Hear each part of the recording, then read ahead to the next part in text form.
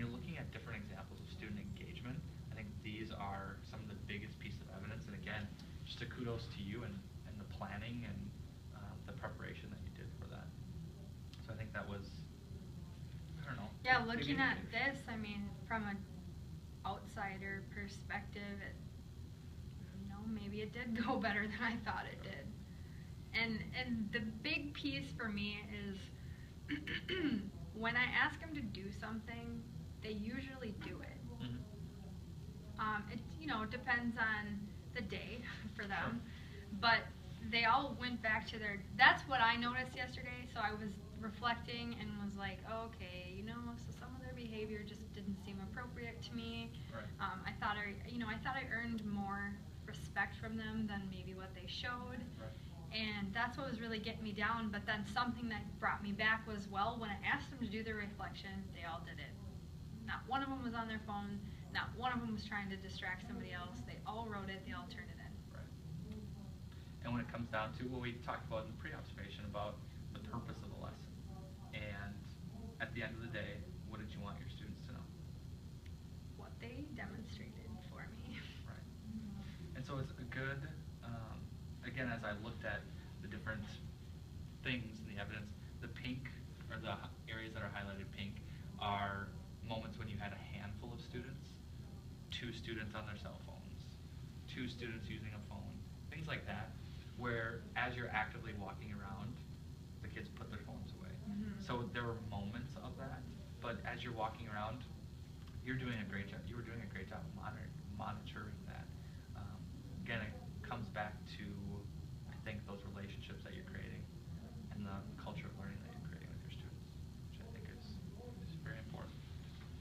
So if you look at the other aspects of things, kind of the highlights, if you will, as thinking about your observation, talks about the activity and lesson that I observed, and then going down to specifically 3B, using questioning discussion techniques, and then 3C, engaging students in learning, were the 2 components that we were talking about looking at. And we've spent a lot of time talking about that already, but again, approximately 19 students are facing forward, but just different pieces of evidence that you'll see in each one of these things. So I don't want to bore you and hash over the things that we've already talked about, but going through some of the summary comments, the things that are going well, again, your rapport with the students, the culture of learning that you're creating with students. It's obvious that the self-reflection that you've done over the last 24 hours, and even our just conversations we've had in the hallway and things like that, you have a lot of strengths as a teacher. Going through, talking about some of the discussion or areas of growth, and again, we talked about a lot of these. The quality of interactions between teacher and students and among students was uneven, where there were times where students were not so much disrespectful to you, but I think disrespectful maybe to one another. Peers, yeah. Peers. Excuse me. And just thinking about, again, sharing those and reviewing the expectations for the class.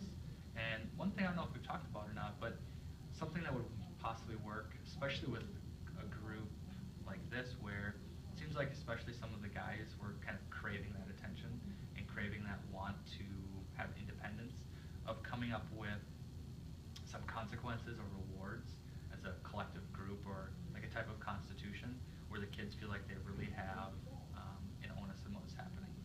Yeah, all of these things that it says discussions of area for growth these are the things I feel like I struggle with, particularly with 4th hour.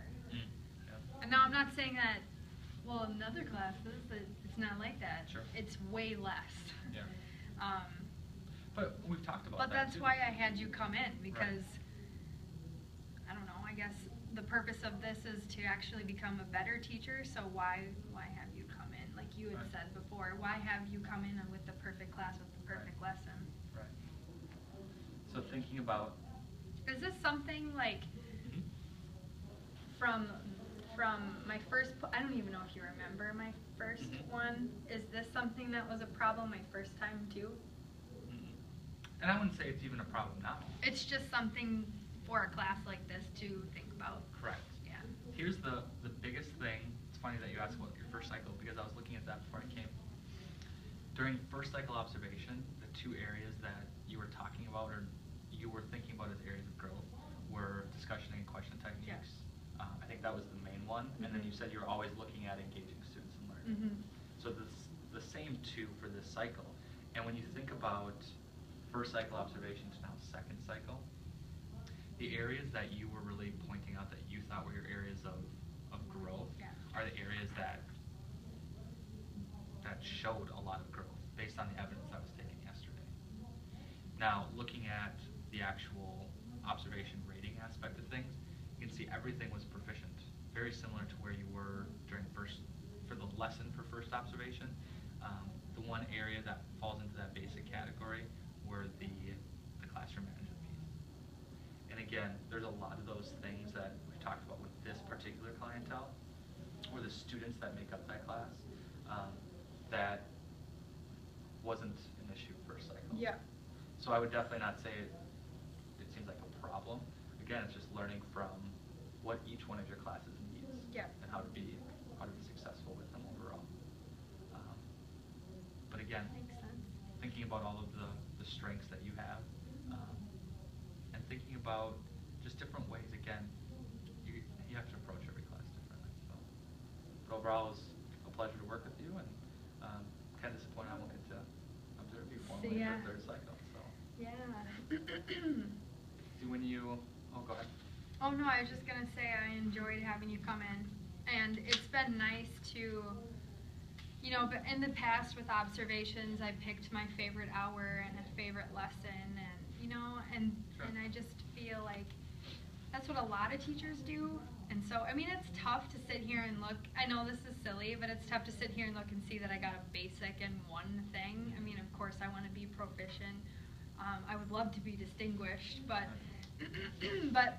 it's just like something I have to keep reminding myself is that if this is the process that we have to go through, it's meant for us to become better teachers. Absolutely. So to become vulnerable and show others like where my areas of weakness are, I think is actually something that will make me become stronger.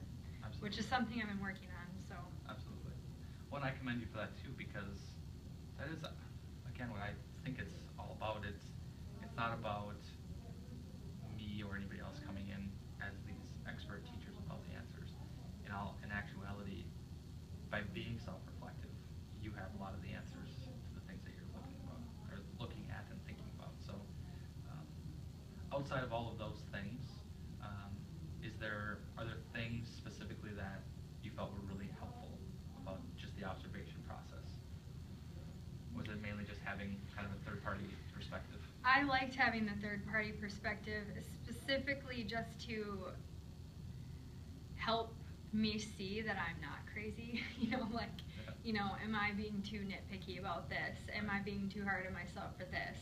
Is this something I should be concerned about?